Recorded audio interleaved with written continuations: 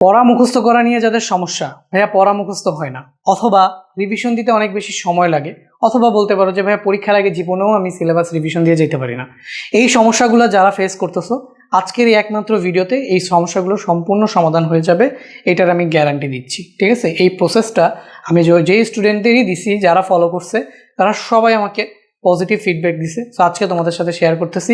অবশ্যই তোমরা এক সপ্তাহ জাস্ট এটা ফলো করবা, অ্যান্ড তোমার রেজাল্ট এক সপ্তাহ পরে এসে আবার এই ভিডিওটাতেই কমেন্ট করে জানাবো যে ভাইয়া রেজাল্ট পাইছো নাকি পাওনি। সো আমি তোমাদের বলি প্রথমে পড়ার টেকনিকটা কি, কোন নিয়মে তোমরা পড়বা। এরপরে আমি তোমাদের বলবো যে কোন একটা ওয়ে ব্যবহার করে তুমি পড়াটাকে অনেক দিন মনে রাখতে পারবা, প্লাস পড়াটা খুব দ্রুত মুখস্থ করবা, এখন কখনো ভুলবা না।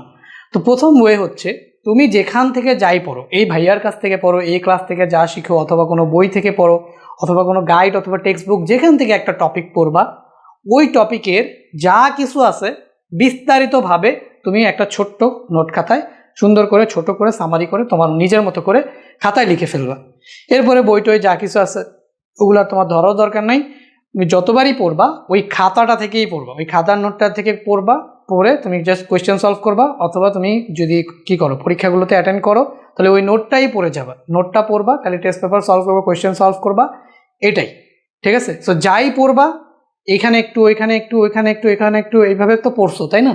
তো সবগুলোকে এইখানের জন্য রেখে দিবা না জীবনে। এই ভুলটা করলে জীবনেও তোমার রিভিশন ঠিকমতো তুমি দিতে পারবে না, পরীক্ষার আগে তোমার সিলেবাস জীবনেও শেষ হবে না, তারপরে তুমি যখন এই পড়াগুলো তো ভুলে যাবা, এরপরে তোমার কাছে নিজের কাছেই মনে হবে যে ভাই আমি কিছুই পারতেছি না।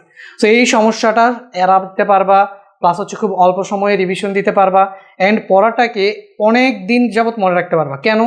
কারণ একই জিনিস যদি বারবার দেখো, যে এই সব জায়গা থেকে যাই শিখছো সেগুলোকে যদি একটা সুন্দর নোটের মধ্যে নিয়ে আসো, নোটের মধ্যে আনার পরে একই জিনিস তুমি বারবার বারবার বারবার বারবার বারবার পড়তেছো, যদি পড়ো তাহলে একটা জিনিস বারবার করলে আমাদের ব্রেইনে এটা দুর্দান্তভাবে সেট হয়ে যায়।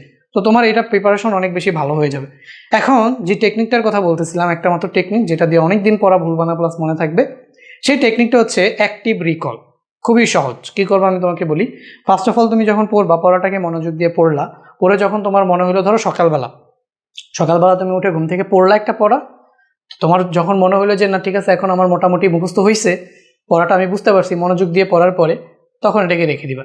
এরপরে ধরো তুমি ভাত খাইতেছো, বা তুমি গোসল করতেছো, বা তুমি রাস্তা দিয়ে হাঁটতেছো, বা কোথাও যাচ্ছ, বা স্কুলে যাচ্ছ, বা কলেজে যাচ্ছ, তখন তুমি ব্রেইনের ভেতরে না সকালবেলা কি পড়ছো ওটা মনে করার ট্রাই করবা।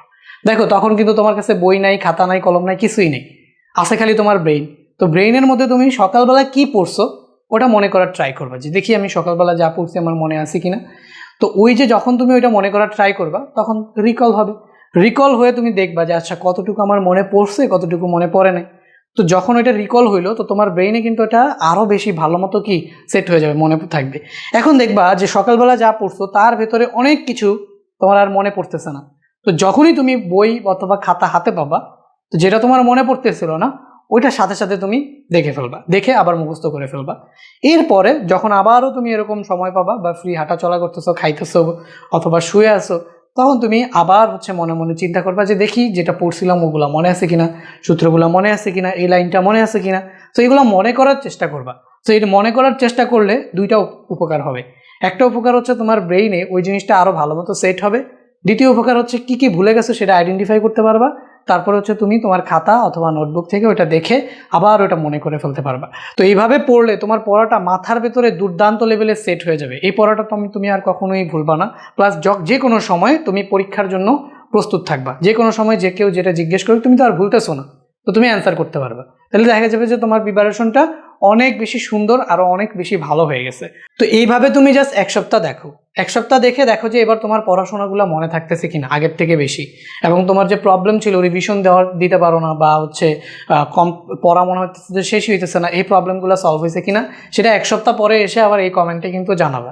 এটা হচ্ছে গিয়ে তোমার রেসপন্সিবিলিটি। আমার এই ভিডিওতে একটা তোমাকে দায়িত্ব দিলাম, এক সপ্তাহ তুমি এটা দেখবা, দেখে কি রেজাল্ট আসলো সেইটা এসে তুমি এই ভিডিওতে কমেন্ট করবা। তুমি যদি এসএসসি এবং এইচএসসির স্টুডেন্ট হও তাহলে পদার্থবিজ্ঞান, সাধারণ গণিত, উচ্চতর গণিত এবং আইসিটি এই সাবজেক্টগুলোর নিয়মিত ক্লাস পেতে নিয়মিত ফ্রি ক্লাস পেতে এই ইউটিউব চ্যানেলটাকে সাবস্ক্রাইব করবে এবং এই ভিডিও ডেসক্রিপশন বক্সে অথবা কমেন্টে তোমরা ফেসবুক গ্রুপের লিঙ্ক পেয়ে যাবে। তো আশা করি সবাই ফেসবুক গ্রুপে জয়েন হয়ে চ্যানেলটাকে সাবস্ক্রাইব করে দিবে, তাহলে পড়াশোনা এবং এই রিলেটেড যেই টিপসগুলো আছে সব কিছু তোমরা এই চ্যানেলটাতে পেয়ে যাবে। দেখা হবে পরবর্তী কোনো ভিডিওতে, ততক্ষণ পর্যন্ত সবাই ভালো থাকবে।